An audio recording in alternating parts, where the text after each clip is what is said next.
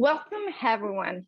Please note that this event is being recorded and will be available on social media. Please remain muted during the entire event. At this time, I ask you to turn off your video to maximize the quality of the recording. Only the readers and the host will have video on. To maximize your viewing, click on Speaker View at the top right-hand corner. Benvenuti a tutti, si noti che questo evento verrà registrato e sarà disponibile sui social media. Si prega di disattivare il vostro microfono per tutta la durata dell'evento. In questo momento vi chiediamo anche di disattivare il vostro video per massimizzare la qualità della registrazione. Solo i partecipanti e gli host avranno il video attivo. Per massimizzare la visualizzazione cliccate su Speaker View in alto a destra. Grazie. Hello, everyone, and thank you for joining us today. Bonjour à tous, benvenuti. My name is Christine Sansalone, and I am the host of this event. The AICW is pleased to present the second event of this series, Italian-Canadian Literature in Translation, which is part of the Books and Biscotti literary series. This event is partially funded by the Canada Council for the Arts and by the Writers' Union of Canada. Benvenuti a tutti e grazie di essere qui. L'Associazione di Scrittori e Scrittrici Italo-Canadesi è lieta di presentare il secondo evento della serie dedicato alla traduzione della letteratura italo-canadese. I recognize that we are all on different territories at this time, but I want to take a moment to acknowledge that I am located on unceded Indigenous lands of the Atikameksheng, Anishinaabeg, and Wanapitei First Nations. The Association of Italian-Canadian Writers acknowledges them and their nations who care for the land across our country, and we pay our respects to Canada's first storytellers. Today we will listen to Silvia Falsaperla, translation by Rosi Martucci and Pierangelo Piccolo, Darlene Madot, translation by Maria Pia Spadafora, Nino Fama, translation by Damiano Pietropaolo. Each couple of readers will have 15 minutes of their disposal. Feel free to type any comments on the chat. We will give you the opportunity to ask questions at the end of the event. With no further ado, I'm going to call to the mic our first poet and her translators, Silvia Falsaperla and her translators, Rosi Martucci and Pierangelo Piccolo. Silvia Falsaperla has published poems and short stories in Canadian and American literary anthologies and magazines. She was one of the winners of the Accenti Writing Contest 2020 and the Venera Fazio Poetry Contest 2021. She has completed a poetry manuscript entitled Persephone's Summer and a hybrid chapbook entitled Sicily Poems and Short Stories. She's currently working on 2 manuscripts, another collection of poetry and a collection of linked short stories. She lives and works in Toronto.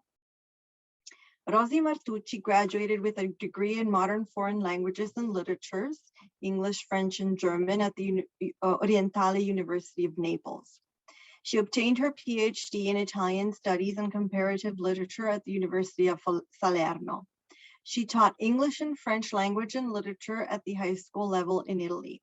Her research interests include immigration studies, Italian and comparative literature, Canadian English, French, Jewish, and religious literature, as well as medieval literature and art and war studies. She has published several papers on the above topics. She is also the co-author of the following textbooks on English and American civilization used in Italian schools: New Trends Plus, New Trends Millennium. She participates regularly in international conferences. Last but not least, Pierangelo Piccolo is a writer of 3 books and 70 short stories, and he's also a translator. He graduated with a degree in modern history at the Ca' Foscari University in Italy. He taught Italian in different countries. He was involved in the Italian political life, and he was a city council of the municipality of Venice and worked for the Senate of the Italian Republic. Good evening, everyone from Florence. It is 9 almost 9:40 here in the evening. I write the two poems that I'm going to read, La Bella Estate and Beach Scene, when I was in my, I guess, mid-30s. So they're oldish poems, but poems don't age, people do. Ezra Pound famously said that poetry is news that stays news. The Italian title, La Bella Estate, which means beautiful summer in English, is taken from Cesare Pavese's 1949 novel, La Bella Estate. I read these two poems for my first ever public reading in June 2015 at the Black Swan Tavern on the Danforth in Toronto for Italian Heritage Month, and were subsequently published in the anthology People, Places, Passages, New Canadian Writing by Longbridge Books in 2018. My poem, La Bella Estate, is a kind of love poem. So here it goes. La Bella Estate. Sunday we were to meet, our last day of giddy love before we would meet once again. I had wanted your love. It was the hot sun of Puglia in you that stirred me. So I called you from Elba and Liguria in my lonely despair, in my room with a view of cliffs and sea, where I vacationed with a man who wasn't even my lover. He slept on the old-fashioned sofa with his feet resting on the gilded arm, though I had wanted him further away and you beside me among the sheets. I came to you in the night out of Sestri Levante at the old marketplace. I spotted you in light-colored pants, your blue shirt with the cuffs unbuttoned. You loved me even if it was against an old wall, with your lips and your arms and your face between words in this cruel city, now true to my outsider's wish of finding love in a narrow street or behind a statue. In daylight, you lifted me in midair as women watched, and saints and dead clerics espied our impetuous love in the Church of the Annunciation. As I waited for a message from you in another city, I walked along the riverfront in my high-heeled sandals. The river was a long blue tear, as in my blue low-cut dress, though it was brown and sluggish under the hot valley sun. And the faceless man snapped a picture of me that I intended for you. And a cellular phone rang of news of two lovers dying in a dark tunnel in Paris. And the public phone didn't work in the sleeping street of my afternoon despair. The phone rang once in my rented room, and your voice said in a breath, I can't come, the road is dangerous, it is summer's end.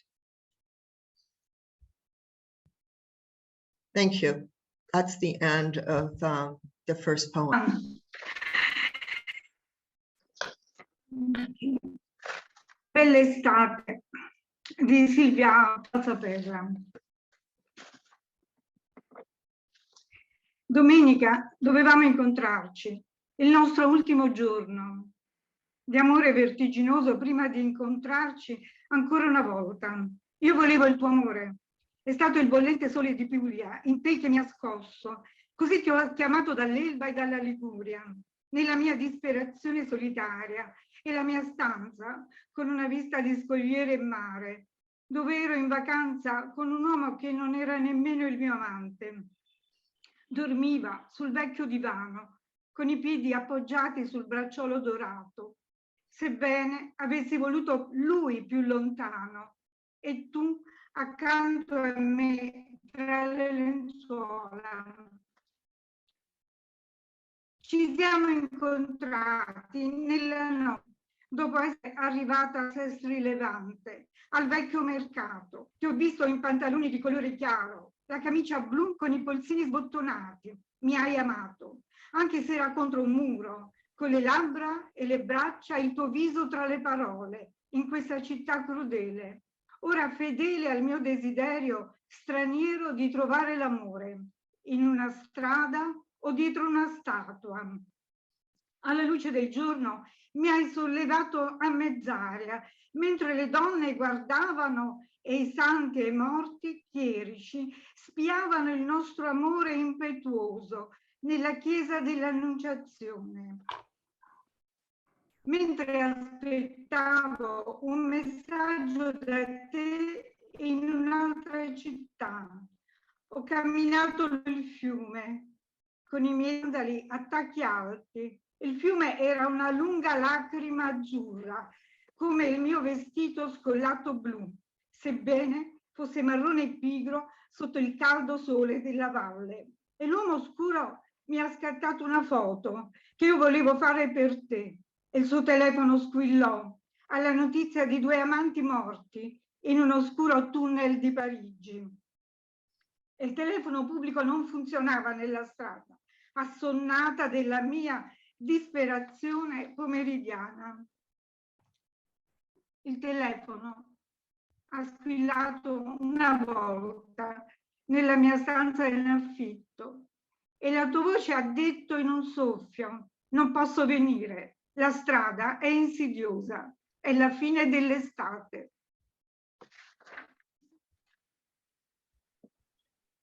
Ok.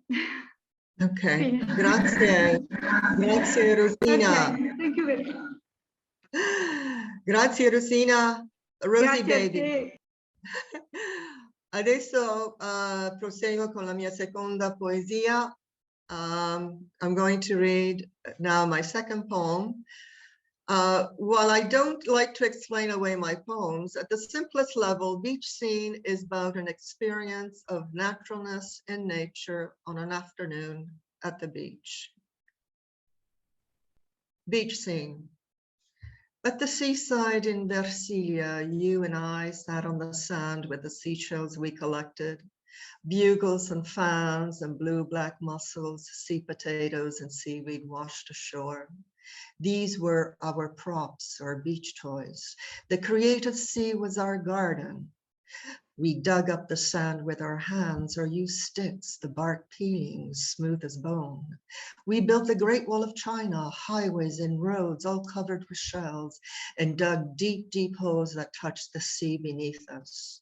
We played silently as two children, the sparks of sun on the sea that watched us and gurgled with the sound of the waves.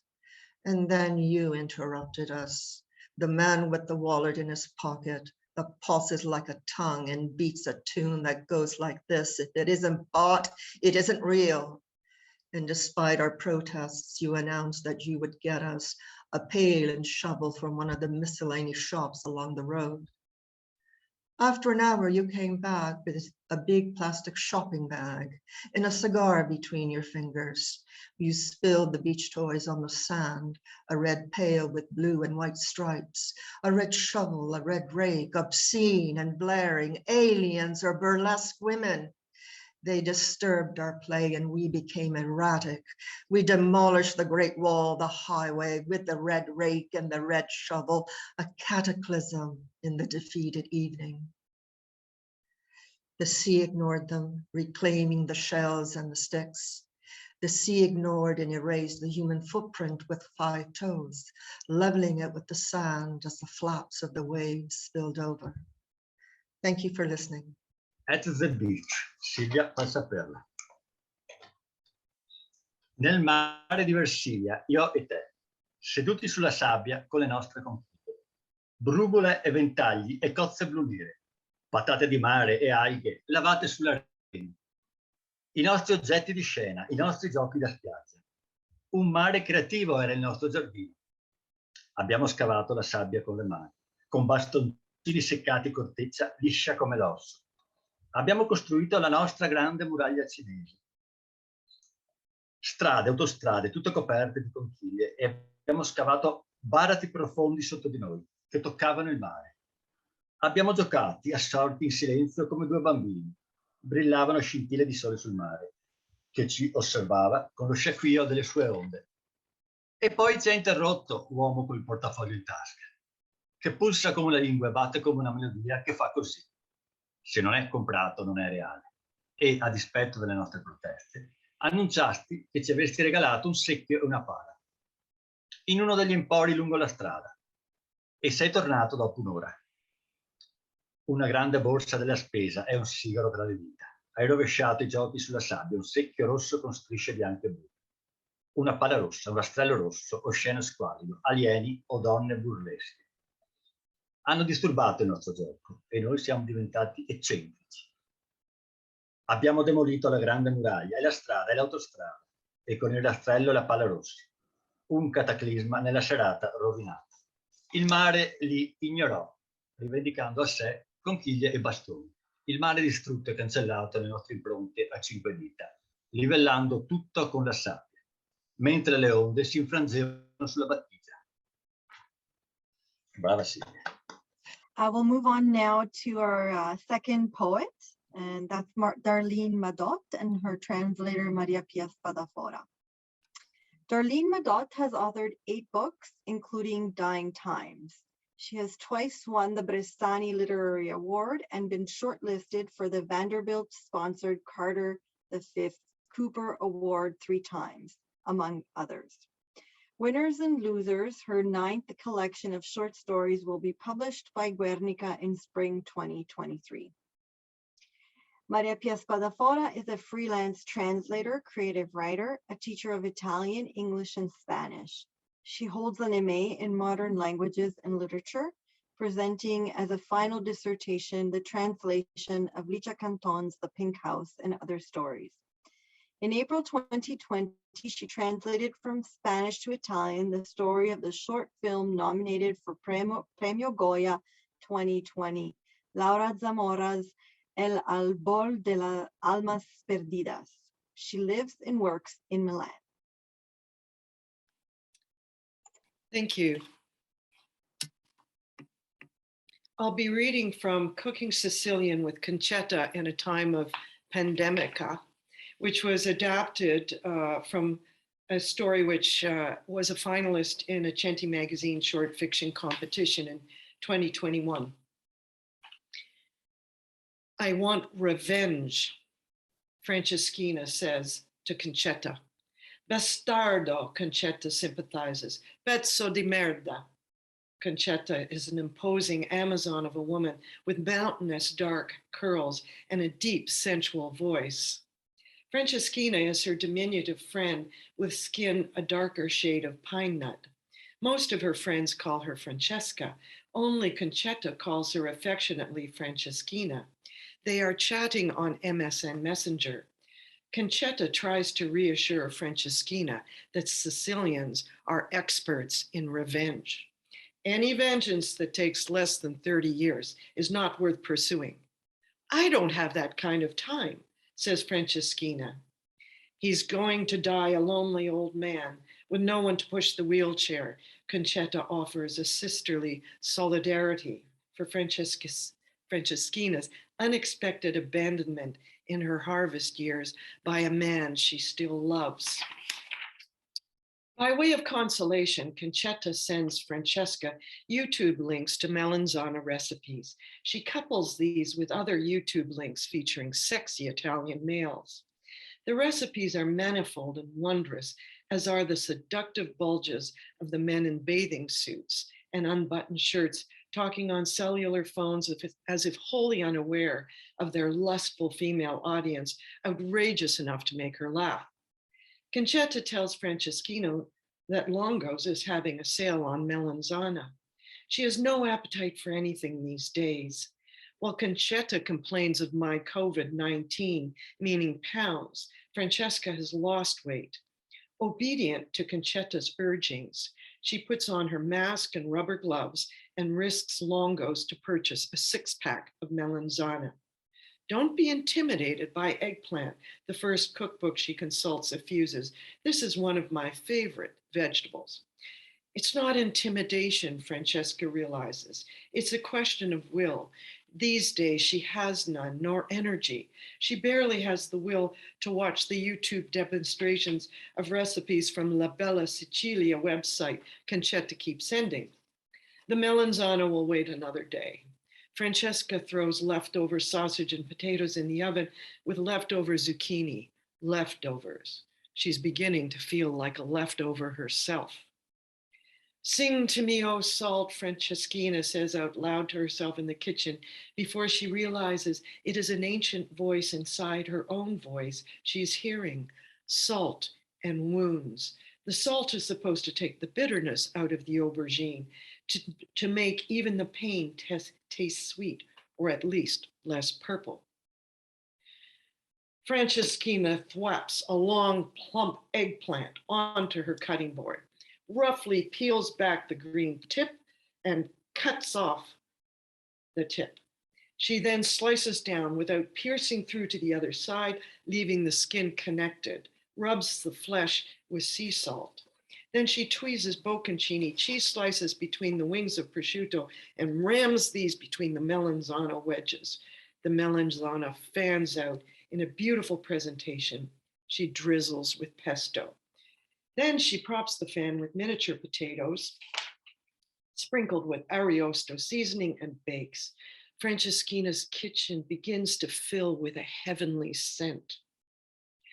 For months after her man abandoned her without explanation, Franceschina tried to eradicate his scent. His arm behind his head reclined after lovemaking.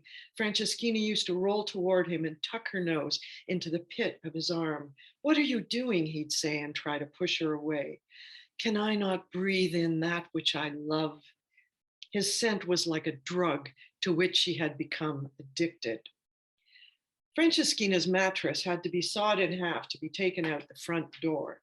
The new mattress was pulled by ropes over the Juliet balcony of her bedroom, as the stairway to the second floor has an impossible bend that would not accommodate delivery of the new queen-size mattress. New mattress, new sheets, new bed coverings, and still she can smell him. Franceschina eats all the potatoes and half the eggplant the first night for dinner. The next day, she makes pasta with garlic and cherry tomatoes, eats the leftover eggplant. The hardest part of cooking for one is eating for one. There's something unseemly about an older woman mourning the loss of her sexuality, thinks Franceschina, the loss of love, not getting over it, the wound that cannot heal, the tinkle of the empty ladle inside her heart. Franceschina does so want to stop the tinkle. She wants to be happy. She's angry with herself that she can't control who is there and who is not in place at her very own table. Franceschina wants to feast again, even if she can't taste what she prepares. Pretend to do so. Remember the flavors. Fake an appetite, if she must, like some women fake orgasm. This grief must end. And if I cannot let it go, thinks Franceschina, soak it in salt like the melanzana.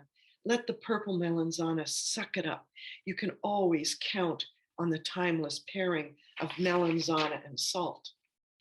This is a human always, of course, slow to let go, slow to change, like Sicily after unification, but change or die, die to be reborn, the risorgimento, the human always, to the extent anything human can ever be always, even grief, even a pandemic. So cook it and eat it, your purple pain, its skin deceptively thick, as if already bruised. No further harm can come to it. Compost it, true to your Sicilian peasant roots. The best melanzana ever to grow comes from manure. Franceschina sings it out her own Italiese version of the Mangiagek patty cake baker's men. Cook it and eat it and mark it with P, just for Franceschina and me. Over to you, Maria Pia. Thank you. Si cucina alla siciliana con Concetta. Voglio vendetta, Franceschina dice a Concetta. Bastardo, commenta Concetta. Pezzo di merda. Concetta è una amazzone imponente dai riccioli scuri e massicci, dalla voce profonda e sensuale. Franceschina è la sua piccola amica, con la pelle in una tonalità più scura di un pinolo. La maggior parte dei suoi amici la chiamano Francesca. Solo Concetta affettuosamente la chiama Franceschina. Chattano su Messenger. Concetta prova a rassicurare Franceschina dicendole che i siciliani sono esperti della vendetta. Qualsiasi vendetta che richieda meno di 30 anni non vale la pena di essere perseguita. Non ho tutto questo tempo, dice Franceschina. Morirà vecchia e solo, senza nessuno che spinga la carrozzella. Concetta offre un po' di solidarietà femminile per l'abbandono inaspettato di Franceschina nella sua seconda primavera sessuale da parte di un uomo che ama ancora. Per consolarla, Concetta invia a Franceschina dei link di YouTube di ricette con le melanzane. A questi ne aggiunge altri di uomini sexy e italiani. Le ricette sono molteplici e meravigliose, così come i muscoli seducenti degli uomini in costume da bagno e camicie sbottonate, che parlano al cellulare come se fossero del tutto inconsapevoli del loro pubblico lascivo femminile, assai scandaloso da far ridere Franceschina. Concetta dice a Franceschina che da Longos c'è uno sconto sulle melanzane. In questi giorni Franceschina non ha per niente appetito. Mentre Concetta si lamenta del mio Covid-19 differendo 6 kg di troppo, Franceschina ha perso peso. Obbediente alle sollecitazioni di Concetta, Franceschina indossa maschere e guanti monouso e si arrischia ad andare a comprare da Longos una confezione da 6 melanzane. Non lasciatevi intimidire dalle melanzane, raccomanda il primo libro di cucina che consulta. È una delle mie verdure preferite. Non è un'intimidazione, si rende conto Franceschina, è una questione di volontà. Al giorno d'oggi non ne ha. Non ha neanche più l'energia, ha a malapena la voglia di guardare i video su YouTube delle ricette del sito della Bella Sicilia, che Concetta continua a inviarle. Le melanzane aspetteranno ancora un altro giorno. Franceschina getta nel forno gli avanzi di salsicce e patate insieme a quelli di zucchine. Avanzi. Lei stessa comincia a sentirsi un avanzo. Canta, mio sale, Franceschina dice a se stessa ad alta voce in cucina, prima di rendersi conto che è un antico richiamo quello che sente provenire dalla sua voce. Sale e ferite. Il sale dovrebbe togliere l'amaro della melanzana per rendere più dolce anche il dolore, o perlomeno meno viola. Franceschina sbatte una lunga e generosa melanzana sul tagliere. Rimuove grossolanamente il pentucolo verde e ne taglia il calice. Poi afferra con le pinze le fettine di mozzarella, avvolgendoci il prosciutto e spingendo il tutto tra gli spicchi di melanzana. La melanzana si apre a ventaglio in una bella presentazione. Aggiunge poi una spruzzata di pesto. Infine, rinforzi il ventaglio con delle patate in miniatura cosparse di condimento ariosto. Inforna il tutto. La cucina di Francesca inizia a riempirsi di un profumo paradisiaco. Per diversi mesi, dopo che il suo uomo l'ha abbandonata senza spiegazioni, Franceschina ha cercato di sradicare il suo profumo. Disteso, dopo aver fatto l'amore, lui metteva il braccio dietro la testa. Franceschina rotolava verso di lui e infilava il naso nell'incavo del suo braccio. «Cosa fai?» diceva e cercava di spingerla via. «Non posso respirare ciò che amo?» Il suo odore era come una droga, da cui era diventata dipendente. Per essere portato fuori dalla porta d'ingresso, il materasso di Franceschina è stato tagliato a metà. Il nuovo materasso è stato tirato su con delle corde dal balcone di Giulietta nella sua camera da letto, poiché la scala che porta al secondo piano ha una curva impossibile che non consentirebbe la consegna del nuovo materasso queen size. Materasso nuovo, lenzuola nuove, copriletti nuovi e tuttavia sente ancora il suo odore. Franceschina mangia tutte le patate e metà delle melanzane la prima sera. Per cena, il giorno dopo, fa la pasta con pomodoro ciliegino, aglio e peperoncino tritato. Riscalda gli avanzi di melanzana. La parte più difficile di cucinare da sola è mangiare da sola. C'è qualcosa di indecoroso in una donna anziana che piange la perdita della sua sessualità, pensa Franceschina, la perdita dell'amore, il non superarlo, il persistente tintinnio del mestolo nella sua testa, la ferita che non si rimargina. Franceschina vuole a tutti i costi fermare quel tintinnio, vuole essere felice. È arrabbiata con se stessa perché non riesce a controllare la propria ira, non riesce a controllare chi c'è e chi non c'è al suo stesso tavolo. Franceschina vuole banchettare di nuovo, anche se non riesce ad assaporare ciò che prepara. Finge di farlo, ricorda i sapori, simula appetito se proprio deve, come alcune donne simulano un orgasmo. Questo dolore deve pur finire. E se non riesco, lo devo lasciare, pensa Franceschina. Immergerlo nel sale come le melanzane, lasciare che la melanzane viola lo risucchino. Si può sempre contare sull'intramontabile connubio tra le melanzane e il sale. Questo è sempre umano. Sicuramente essere lenti a lasciarsi andare, essere lenti al cambiamento, come la Sicilia dopo l'unificazione. Ma bisogna cambiare o morire per poi rinascere. Il risorgimento, il sempre umano, nella misura in cui qualsiasi cosa umana non può mai durare per sempre, neanche una pandemia, neanche il dolore. Quindi cucinalo e mangialo, quel dolore violaceo, la sua buccia incannevolmente spessa come se fosse già ammaccata, non può nuocere. Preparalo, fedele alle tue radici contadine siciliane. Le migliori melanzane che siano mai cresciute provengono dal letame. Franceschina canta la sua versione siciliana della canzone Batti batti le manine.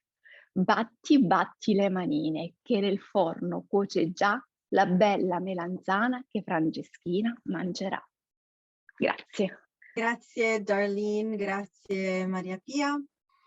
I just wanted to make a quick announcement and remind everyone of our weekly Shut Up and Write sessions that take place on Wednesdays from 10 to 12:30, and they're hosted by Emma Pivato and Joseph Pivato. Everyone is welcome to join this community of writers. But let's go back now to our readers. I'm going to call to the mic Nino Fama and his translator Damiano Pietropaolo. Nino Fama was born in Barcellona, Poggio di Gotto, in provincia di Messina. And at the age of 18, he immigrated to Canada, where he has lived since then. In spite of the years gone by, he has maintained his close ties with Italy by returning annually for visits of variable lengths. He taught Latin American literature at the University of Victoria, British Columbia, and at the University of Waterloo, and has committed his life to writing works of Italian fiction. Damiano Pietropaolo is an award-winning producer, director, writer, translator, and teacher with an extensive background in senior management in the arts at the Canadian Broadcasting Corporation. His translations and adaptations include sections from Italian Renaissance drama and dramatic theory, Ugo Betti's The Queen and the Rebels, the Fellini radio plays, translated and adapted for the stage from radio plays by Federico Fellini, Love Letters from the Empty Bed from Ovid's Heroids, Between Rothko and Three Windows, Murder at the Art Gallery of Ontario by Corrado Paina, Stones into Bread by Vito Tetti, and The Ocean in the Well by Nino Fama. Essays, reviews, and creative nonfiction have appeared in Saturday Night Magazine, The Globe and Mail, Grail Magazine, CBC Radio, and Il Quotidiano della Calabria. As editor, director, and producer, Damiano explored the theme of exile and return and the emergence of a post-national drama in anthologies, Where Is He?, The Drama of Immigration, and Little Italy's. Essays, poetry, and short fiction have been translated into Italian and published into A Filo Doppio by Donzelli. This is the original novel, Italian. This is the English version translated by Damiano Pietropaolo and published by Guernica in 2021. I'll be reading from the Italian version.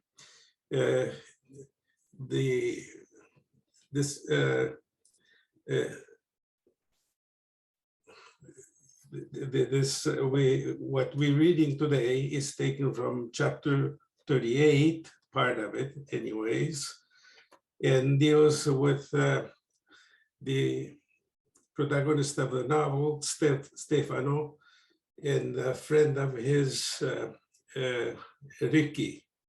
They're both in a penitentiary in New York, and they share the same cell. Stefano is there because of his naivete. Ricky is there because he is draft dodgers of the Vietnam War.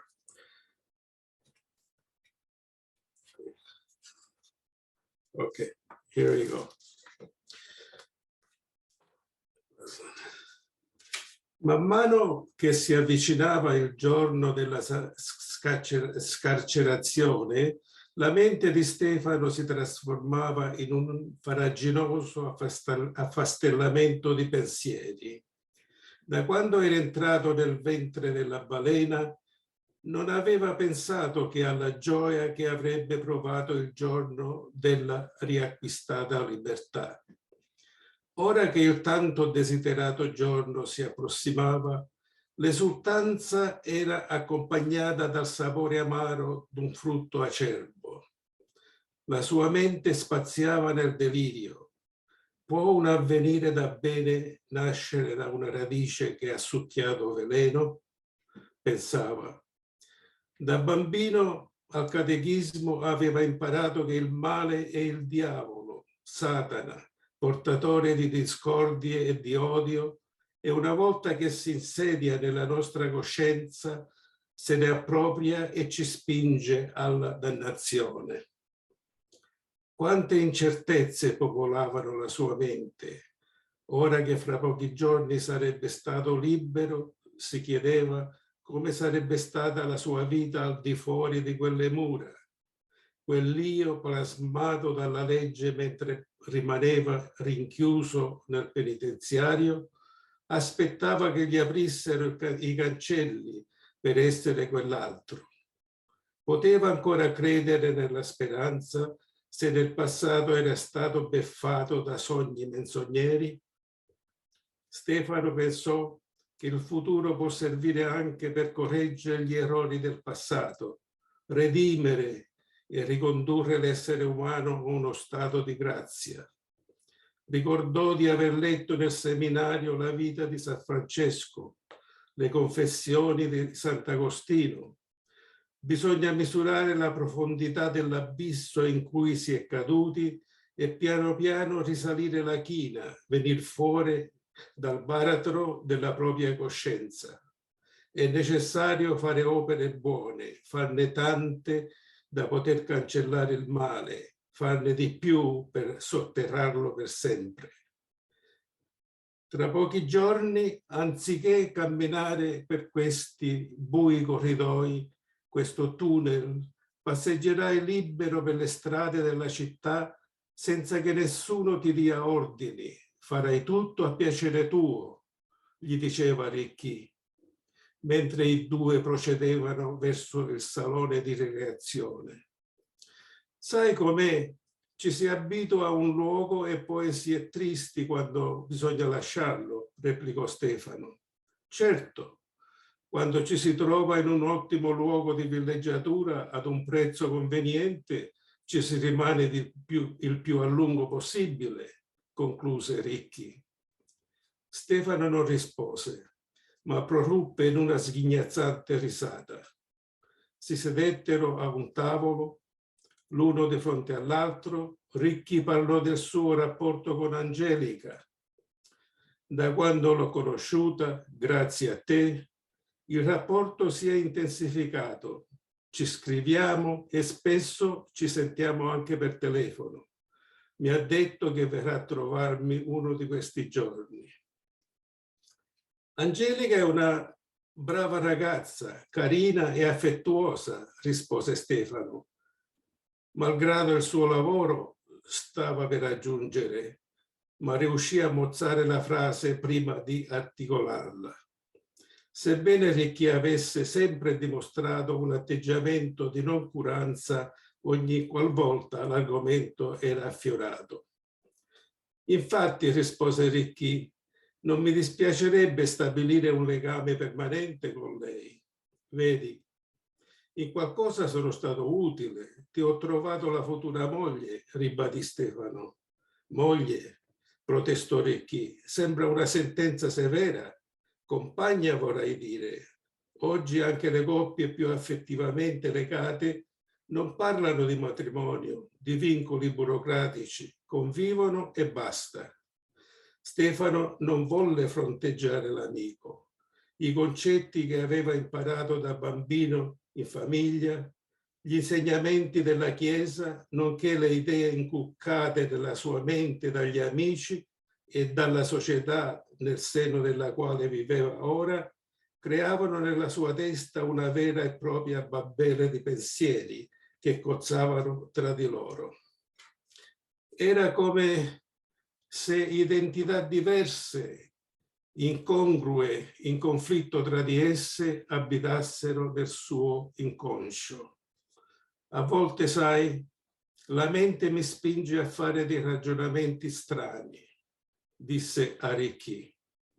Sono un santo o un diavolo? Un uomo buono o un criminale? Un altruista o un egoista? Domande retoriche, direbbe qualcuno. Invece no, sono vessatorie, ossessionanti, non mi lasciano in pace. Uscirò da questo cancello come sono uscito dall'utero di mia madre e mi riverserò su queste strade ignote alla ricerca di un destino. Io, a posto tuo, uscirei gridando come un matto, annunciando al mondo che di nuovo faccio parte di esso. Sicuramente avrai qualche idea concreta, qualche progetto in mente, qualche lavoro che ti piacerebbe fare. Guarda, come ti dicevo prima, il futuro è una nebulosa, privo di qualsiasi certezza. Non ho idee chiare e più ci penso, più mi assale il panico. Questo è un paese grande, terra di tante opportunità. Qui non vi è sogno che non si possa realizzare. Così la pensavo anch'io, credevo nei sogni, nella speranza di un futuro sempre più allettante. Per tante generazioni questa era la terra promessa, l'utopia, la terra dei balocchi, tutte illusioni. Damiano, a te.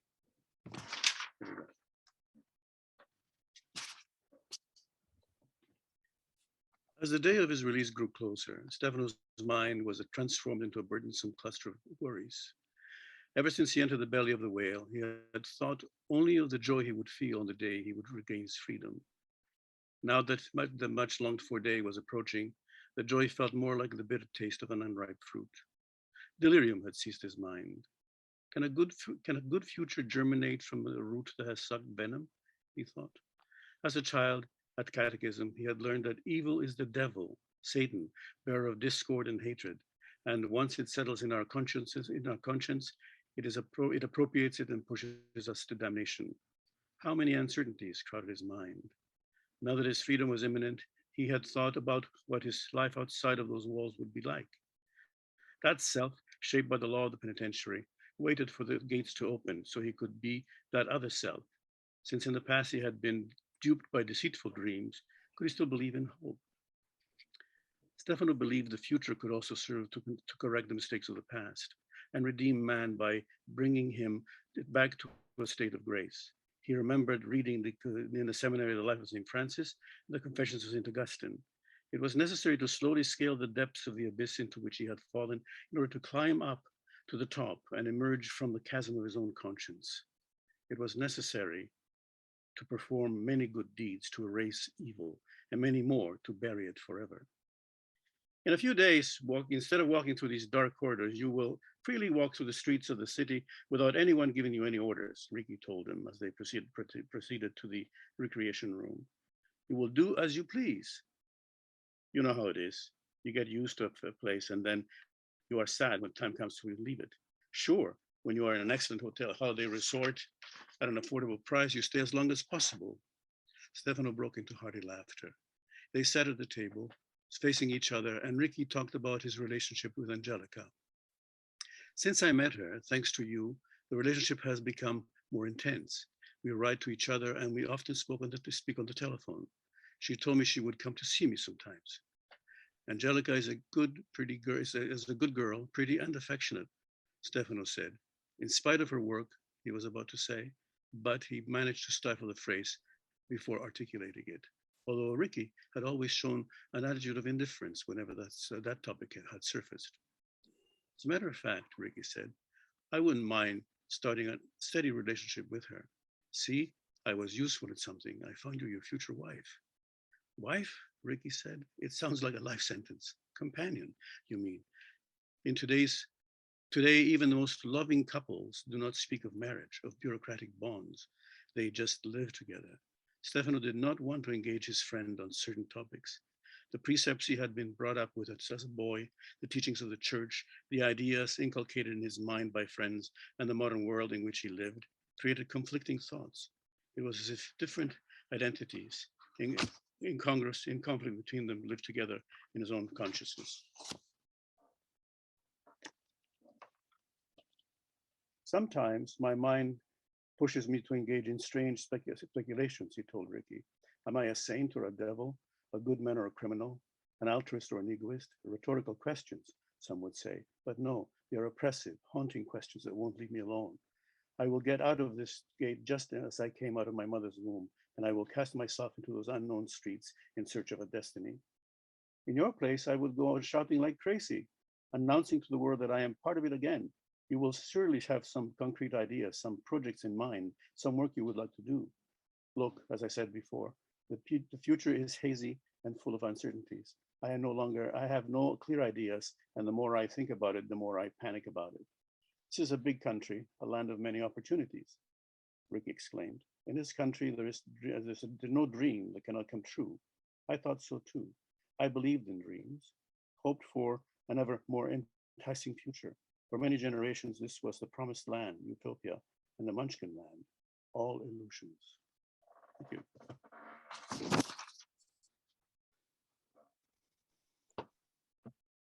Thank you very much to Nino and Damiano.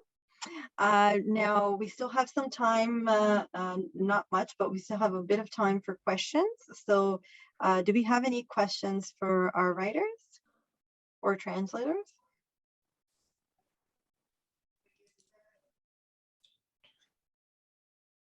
I've noticed the comments that are going on in the chat, so hopefully you've had time to read those comments. Any other comments or questions for our writers, for translators? I could ask. Rosanna, yes. Carolyn, okay. Go ahead. No, thank you. Just ask Damiano how you like translating stories and prose. It sounds as though you've done quite a few at this point. Well, I've been translating since about 40 years ago. So I do both drama. I've translated prose and nonfiction as well. I like fiction because it's a way of, you have to get into the work in a different way than you do with a nonfiction work. The nonfiction work is about carrying across a precise message. In a literary translation of fiction, you have to find the voice of the author in English. So that is the first obstacle to overcome. How do you find an Italian voice and turn it into an English voice without losing the context in which the original was written? So I prefer literary translation for that purpose, for that reason. Thank you. Okay, and then Rosanna. Yes, I was just going to ask everyone to share with us what is your greatest satisfaction in writing in the genre that you shared with us today.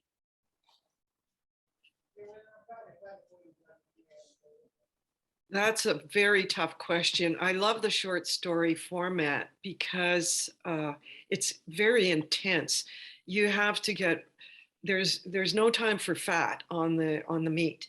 You have to get right to the point that you want to make and do it with energy. There's in a short story, there's no opportunity for your energy to flag.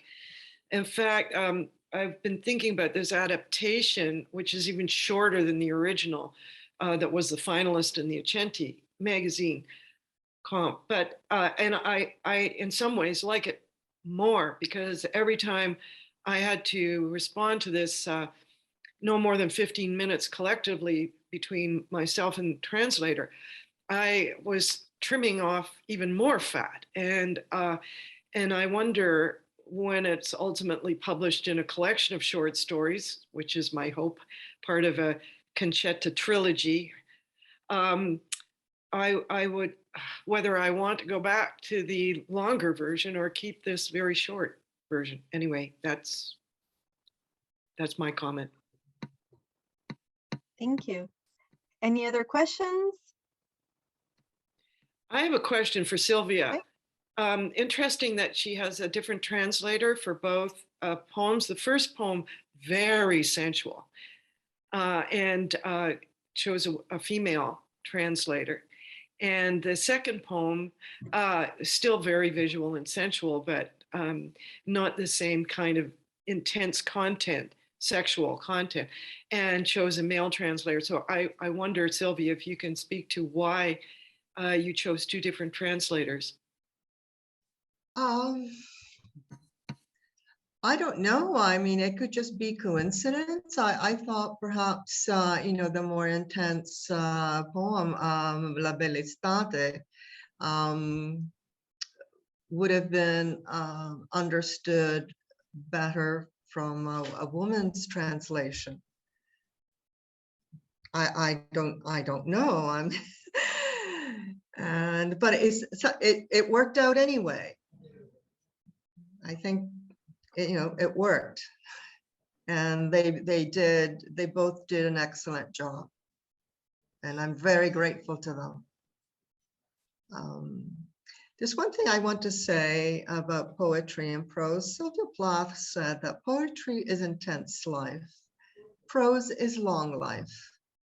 So if I can summarize it that way.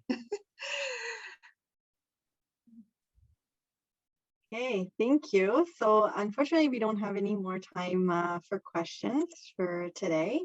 I would like to thank everyone, readers and spectators, for joining us today. Thank you also to my technical host, Maria Pia Spadafora. This event is partly funded by the Canada Council for the Arts and by the Writers Union of Canada. It was brought to you by the Association of Italian Canadian Writers, which is run by a group of volunteers. We welcome donations at any time, so go to our webpage, aicw.ca, to donate and to find out more about our activities. And I would just like to announce that we already have scheduled our third event of this series, and it will take place on June 23rd. So that's a Thursday again at the same time, so 3:30 p.m. So I hope you can join us for that event as well. And I'd just like to give you a little un anticipo that we have also, we're planning on having another event of this series in July and then another one in September. So we've received so many proposals. We were very, very pleased with that we can organize a total of 5 events. Okay, so hopefully next year we can do the same.